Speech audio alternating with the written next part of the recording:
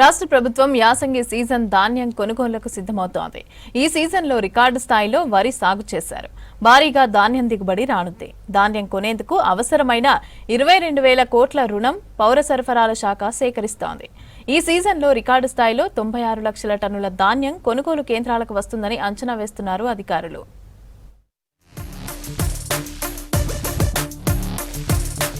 యాసంగి సీజన్లో రాష్ట్ర వ్యాప్తంగా 62 లక్షల ఎకరాల్లో వరి పంట సాగైంది.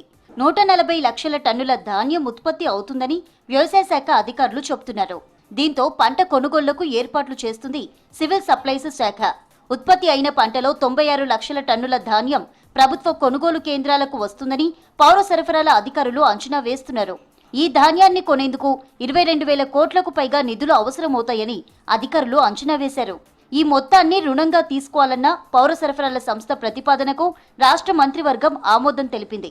నేషనల్ కోఆపరేటివ్ డెవలప్మెంట్ కార్పొరేషన్ ఎన్సీడీసీతో 22,700 కోట్ల రుణాన్ని తీసుకుంటోంది.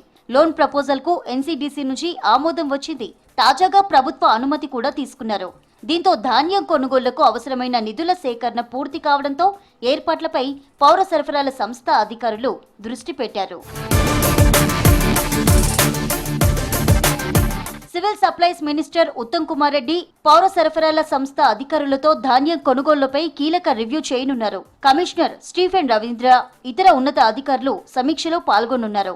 ఉమ్మడి ఏపీలో సేకరించిన దానికంటే రికార్డు స్థాయిలో ధాన్యం కొనుగోలు కేంద్రాలకు వస్తుందని అంచనా వేస్తున్నారు అధికారులు.